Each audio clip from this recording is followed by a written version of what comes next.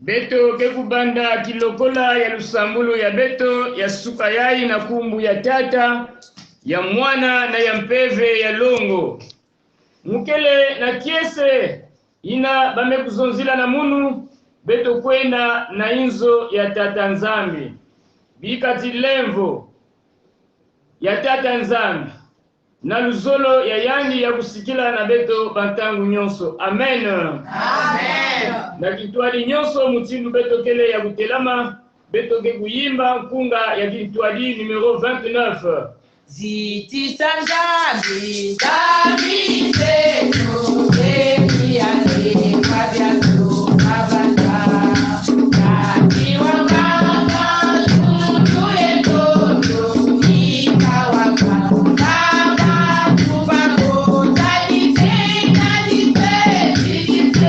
no mabo kisoweto kuluti aleluya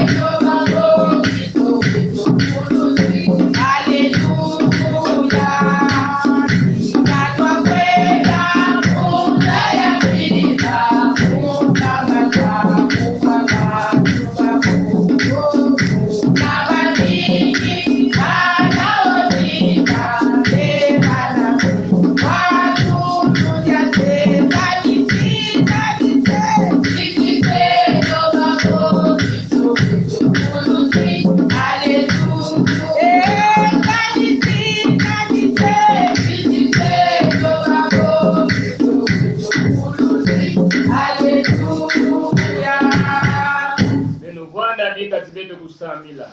nzambi tete beto inagena mazulu matondo beto kwenda kutula na kanisa yange tata ngegele nzambi ya bimangu ina ngeme kukeba beto mpipa ya muvimba tala singeme kupesa beto moyo na kilumbu yae pengeme kupesa beto ngolo ya kukwiza na kanisa yange tata nzambi tata bikati kumbe nge ya kusituswa lulendo yange tata nzambi ya kuvangama na katikati na beto batangu nyonso o nzambe tata na biso tata na mboka na likolo zwalo kumu nkembo mpema Saint Joli zala na biso batangu nyonso na tina yeke ozali nzambe ya solo toye epai na yo lolenge oyo sili koyeba biso totondi na masumu nzambe mkwete tosalelaka ngo na makanisi na maloba mpe na etamboli sokola biso na makila na yo menga yange tata nzambe menga ya mwana yange ina ya luwa wanu bikati ya kusukula beto na nyonso ina kele masumu vana na beto na mbandukulu tina sukunu bikati kumenge tata nzambi ya kuzikuswa ya kusikwa na kumu ya Yesu Kristo mfumu na mvulusi beto mekulomba. Amen. Amen. Mambo ya nzambi kena kuzonzila na beto ti yakele kiese mpegi lengi na bampangi nyonso na kuvanda kintwali mosi nina mambo ina ya psalm 133 munu mukena kuzola kuzonzila ngizulu ya mbote na beno nyonso libundi wa tata nzambi beno baina mekuyonzama awa na kisika yae bikati tata nzambi kuvanda na beno yani kukeba beno pe yani kusabumuna beno ngizulu mpe ya mbote na baina kena kuwa beto na baisi ya nzenza bikati tata nzambi vanda kitwali na beto nyonso bikati luzolo ya ya na ba commission nyonso ina gena kusala na suka ya bikati nzambi yani mosi kukeba pe kusakumuna beto nina yao beto gena kuzola kuzonzina beto nyonso ete tikaete doya na biso Malabwe. Tikata tanjambe Apambo la biso pe asale la biso ya koleka. Kembo yaye mumazulu yaye Kebo yaye mazulu yaye. Kwela kutuka mtimaki lolo. Kwela kutuka mtimaki lolo. yamana kwata patu yayitwe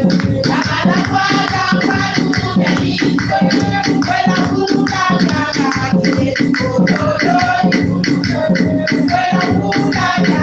mtimaki lolo.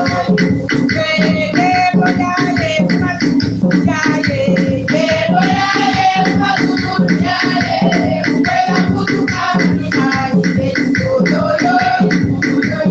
Kwela kutuka mtimaki lolo. kembo yaye mumazulu yaye Kebo yaye mazulu yaye. Kwela kutuka mtimaki lolo. Kwela kutuka mtimaki lolo.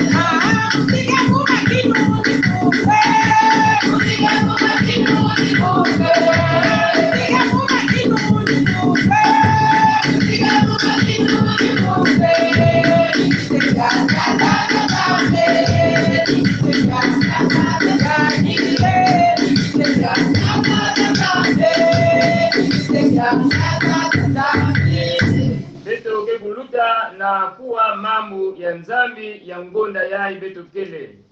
Mambo ya nzambi ya ngonda yayi yakele na Yohane kitabu ya 15 kibuku ya ija lusikila mumono ye mono mupeno bonzo vala dilembo lokutangutu dia ukipeni bodilembo lokala muti wa vinya ibobo beno lulemba nempe bolulembo losikilanga mumono na luputu Jean 15, 4. Demeurez en moi et je demeurerai en vous. Comme le sarment ne peut de lui-même porter du fruit s'il ne demeure attaché au cep. Ainsi vous ne le pouvez non plus si vous ne demeurez en moi. Amen. amen beto ke lomba na mama Nadege na kusambila nzambi samutiani kubika abantima ya beto samna kuwa mambo ya tata nzambi betoketa kutatamana na kutonda nge na ina ngekele yange nzambi ndangu mekulunga ina byo kuwa mangu nange ebika tata nzambi nge kukubika bantima na beto samna mangu yange kuzwa kifulu katikati na bantima na beto kubika be fumu ina tata nzambi nge kusala kidimu na suga ya buya samna kulonga mambo yange bieka mambo nange na ketika ina ngekele yange nzambi ya ketika na nkungu ya Yesu amen beto nyonso ke kutelama na kuimba nkunga ya beto ya imbila 123 dibanga ndinga Yesu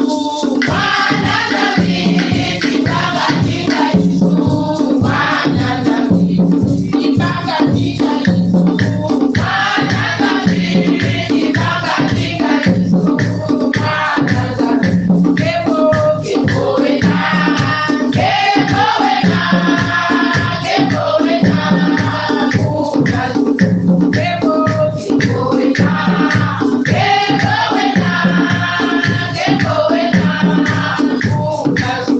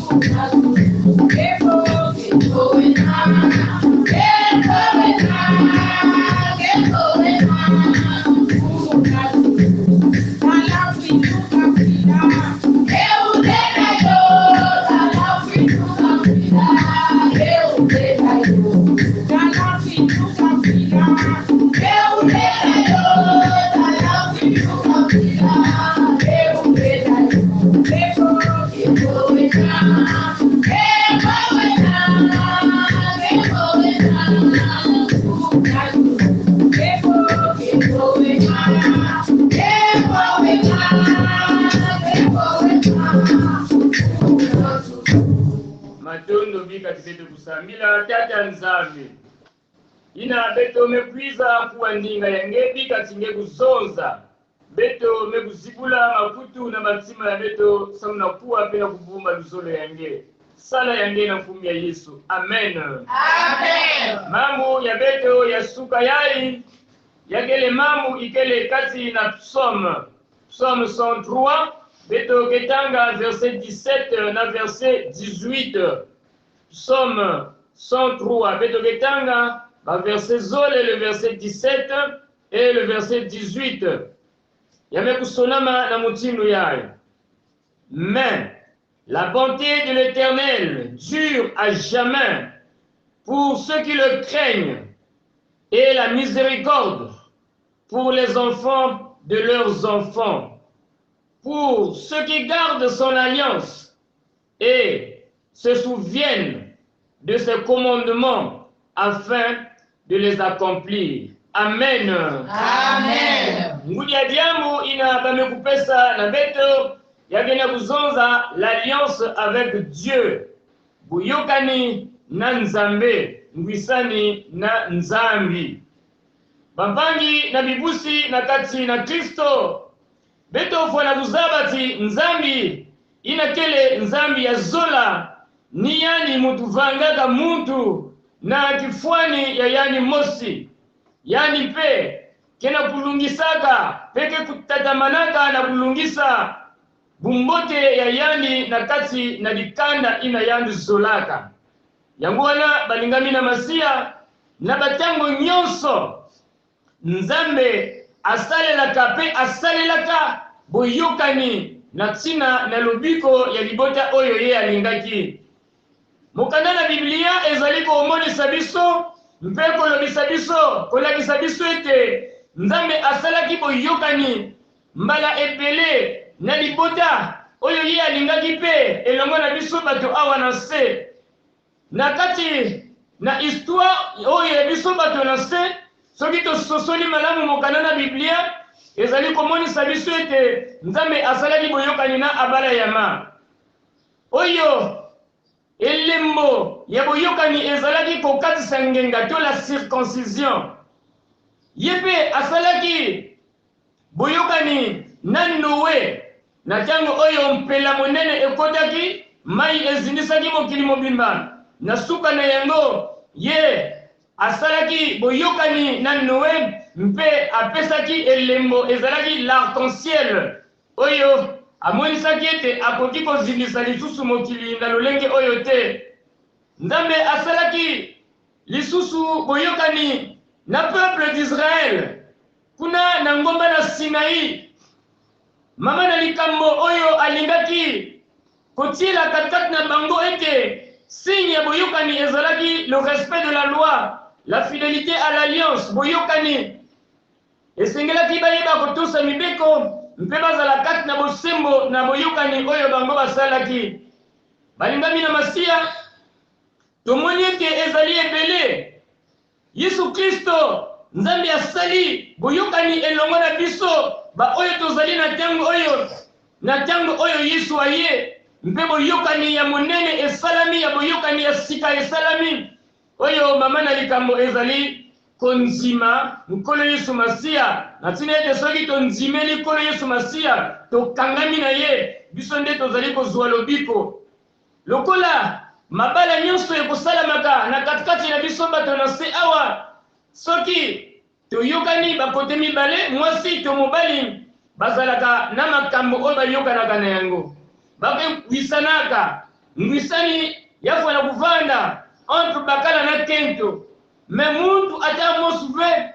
ina lenda kubebisa diaka ngwisani ina si ngwisani ina mekubeba yake diaka ve luwawanu samuti luwawanu mekubeba nina yao muyimbili ya nkunga yae Dawidi nkena kuyimbila nkunga na kulakisa bunene ya tata nzambi yani kena kuzonzila pe diambu ime kutala ba raison ina ya kutonda tata nzambi nina yao ina yani peke na kulakisa na beto timoyo ya mutu yakele kwani kima ina ke kumutaka yakele limite mais ni bumbote ya tata nzambi yake kumutaka ve yake kusikilaka bantangu nyonso ezali ye kolakisa biso moyembi nzembo ete bomo ina moto ezali na suka mekasi bolamu na nzambe ezali kohumela libela mpe ezali ya libela na ba oyo bayokaka maloba na ye basalelaka maloba na ye mpe bazali kobatela mibeko na ye yango wana balingami na masiya batata na bamama kati na nkolo Yesu Kristo likambo moko oyo tosengeli kosimba sasa ipi ezali ete boyokani oyo biso tosalaki elongo na nzambe moko na biso oyo asalaki boyokani na nzambe na biso esengeli ete biso toyeba kobatelaka yango tokengela yango malamu na ntina ete bolingo oyo ya ndeko bolingo oyo ya nzambe ezali eloko moko ya makasi oyo moko na biso esengeli abatela yango na ntina ete soki tosaleli yango elingi koloba ete biso tokangami na nkolo Yesu Kristo tobateli boyokani na nkolo na biso Yesu Kristo mpe biso tokomona bikamwiseli na nzambe yango wana yango ekohumela libela na mabota na biso mpe na baoyo bazali koya nsima balingami kati na nkolo soki biso tolingi koyeba bolamu ya nzambe soki biso tolingi komona bolamu ya boyokani oyo biso tosali na nzambe kana mpe tozola kutala bumbote bamambu ya mbote na kati na ngwisani ina mpe tokena yao kitwane na nzambi condition kene ni mosi condition ikele mosi samuti beto fana kuzabati progrès ya makande ya beto lusalushi ya beto bumbote na kati na makande ya beto nyonso ina bimvwama ya beto yakele lusakumuni ya beto yame kukangama na kati na respect ya alliance kana beto kena kukeba ngwisani beto kena kusalela ngwisani na tata nzambi na mutindu ina mekufanakana kana beto kena kukwisana na nzambi na mutindu ina mefanakana ni beto ke kuzwa nyonso ina nzambi kena kubumbila beto balingami na masiya nzambe alingi ko renouveler ba bienfait na ye oyo ya boyokani na ye katikati na biso tofungola mitema tosalela na ndenge oyo elongo bani na ntina ete ye azali kati na biso mpe biso kati na ye me kasi oyo toyokanaki na kosala elongo soki tosali yango te ekozala mawa mpe ekozala pasi nzambe alingi biso alingi komonisa bolingo na ye bolamu na ye na katikati na biso tika ete nzambe asunga biso mpe apambola maloba na ye amen. Amen. Matthieu 4:4. Il est écrit, l'homme ne vivra pas de pain seulement, mais de toute parole qui sort de la bouche de Dieu. 2 Corinthiens 2:11. Afin de ne pas laisser à Satan l'avantage sur nous, car nous n'ignorons pas ses desseins. Betobana banda bijute na medo, tuko teno na tumetu fina medo, tunatwana kabita kukono zato, tunabezi sata, tumiato aleluya. Ekwa umeto kweti tukana, ekwa kweti tutukana, tunabezi ukabo, tunakata kabo, tunabezi sata,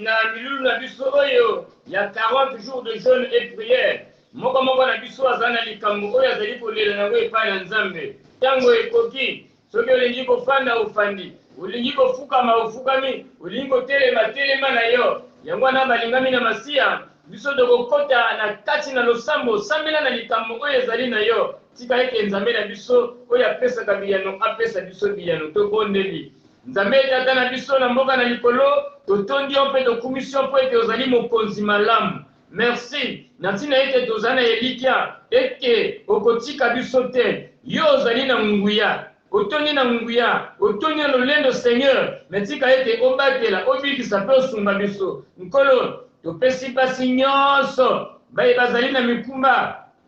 na maboko na yo Nzambe tika ete obatela bango osunga bango longola bilembo na ba césarienne Seigneur oyo etelemi na liboso na bango nkolo opesaka mukuma epai na mwasi na tina ete abota mpe mokili etondana na tina ete bato bazala ebele mpo bayeba kokumisa yo naki satana akomi kobebisa nzela na kobota Seigneur tika ete olongola mabapu nyonso longola ba anemi nyonso oyo ezali kotelema na tango oyo basi bazali kobota ete makila esili batela bikisa sunga pambola bango Nzambe na biso nkolo bamama ebele batondi na mawa na tina ete bazali na bana kasi bana bazali kobota te nkolo bazali kolela baleli ebele na kati mikolo oyo biso tozali na 40 jours de jeûne et prière Nzambe memela biyano epai na bamama wana epai na basi wana balingi kobota babota mpe Nzambe po ete bana bazali libula oyo epai opesi epai na biso mokonzi na bakonzi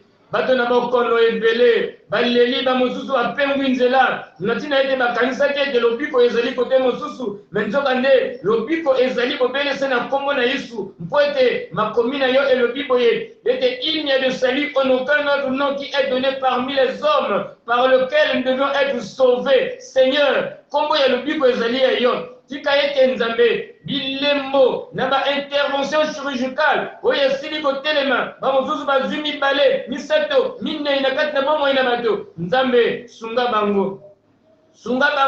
na tina ete mosusu oyo elingi komona na Nzambe ezala nul et sans effet au nom de Jésus quel que soit bokono yo zali Nzambe oyo kokosalela intervention chirurgicale kat na moto oyo ezangi cicatrice Seigneur d'une façon merveilleuse salela yango Nzambe batela bikisa mpe sunga bana na yo nkolo bana na kelasi topesi bango na maboko na yo bamingi bakoti kati na bilembo ya campus France nalingo kokende koyekola na bikolo mosusu Nzambe na bipai mosusu sunga bango mpona kozwa bavisa sunga bango mpona kozwa bapasseport sunga bango mpona kozwa biyano oyo elongo bani na ba entretien oyo bango basaleli Nzambe na biso mokonzi na biso kuna mpe na poto ezali na ba oyo mikanda esili kosila tango me kasi renouveler bango mikanda Nzambe pesa bango mikanda mpo ete bawumela bafanda mosika nkolo oyebi ete tango bazali kuna ezali lokumu na yo Nzambe masiya pesa bango ba carte de long séjour masiya Nzambe na biso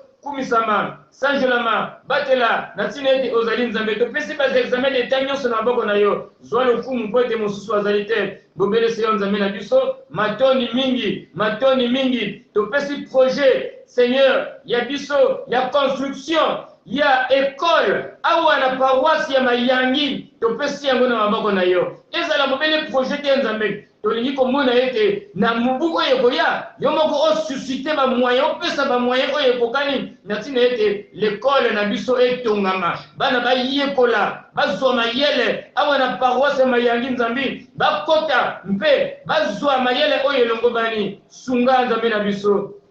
mokonzi Nzambe tata na mboka na lola topesi mpe lisusu projet ya obtention Seigneur ya kozwa groupe électrogène oyo ya monene na maboko na yo Seigneur susciter ba donateur tozana elikia ete Nzambe yo kobeta mitema na bana na yo oyo opesi bozwi na tina ete tala groupe oyo tozana yango yokomi kokufa mbala na mbala nkolo yokomi komemela bakokoso meyo nde touche mitema na bana na yo na bisika oyo bazali ba oyo opesi bozwi na tina ete basala nyonso bamemela biso groupe oyo elongo bani mpona biso te me kasi mpona lokumu na kombo na yo mpo ete sango na yo esangola masong kaka Nzambi sala yange Nzambi ya bimangu sala yibika bimangu yange tata Nzambi bika jikumbu yange ya bukembo swa isi ya betu ya Kongo betu kena uyikola nge yao bikati Kongo yae yeme kuzaba ti yake le bwale ya kizunu yake le bwale ya nge bwale ya kizunu Seigneur mutinu ngeke na utula kizunu tula mpe kizunu na Kongo tula mpe kizunu Seigneur kuna na Ukraine na la Russie o mfumu diamu yae ya Ukraine na la Russie ya kutatamana vesa muna kunata betu 3e guerre mondiale nzambi sala yange nzambi bimangu na kisa baina nyonso tele na bimbevo na bamambo ya mutinu baina ke kulalaka veba tonto ya mutinu baina kena kukonga bisalu pesa bao bisalu o mfumu beto kena kiminu na kivuvu na muntu yakaka veka kanange bika tikumi yange ya kuzituswa samuti ngekele nzambi ya makibika nange nzambi tata beto kena kulomba amen bapangi na bibushi kati na Kristo beno mekuzaba tibeto kena bilokola ya 40 jours de jeûne et prière na kilumbu ya bubu na ngunga ya 10 heures verset ya tete inabeto ke windula ni Luc chapitre 6 le verset 37 na ya zole yake kuvanda Galate na ngunga ya 12 heures yake kuvanda Galate chapitre 5 le verset 19 au verset 21 Nangunga ya 15 heures yake kuvanda Jean chapitre 3 le verset 3 mpe nangunga ya 17 heures yake Ephésiens chapitre 4 le verset 7 yake ya kilumu ya bubu yai le 30 mars 2022 matondo inabeto mekusambila beto kena kiminu beto kele na kivuvu tinzambi ya beto mekuwa beto pe yani ke pesa beto bamvutu ina mekufanakana matondo na tatanzambi matondo na ibundu nyonso ina beto mekuyonzama awa bika tatanzambi kuvanda na kitwa na beto mpe yani kukeba beto yani kusabumuna beto beno pesa bambote na bapange beno na bisika nyonso ina beno kele bika tatanzambi kutatama beto batangu nyonso na mpungu ya Yesu. Amen muzulu. Amen waziri. Amen mujijuri kunuti. Amen muzina. Yeto nyayo. Amen ikwa Mungu. Nalizini na tabile oba. Naliwezi kutukolaka.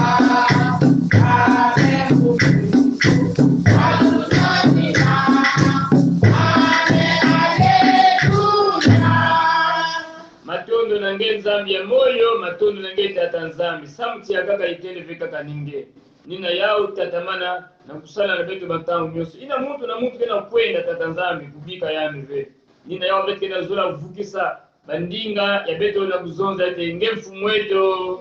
Nzambi eto ufweni mutambula nkembo yenzi tusu yelulendo kalinge wasema bya byosono muja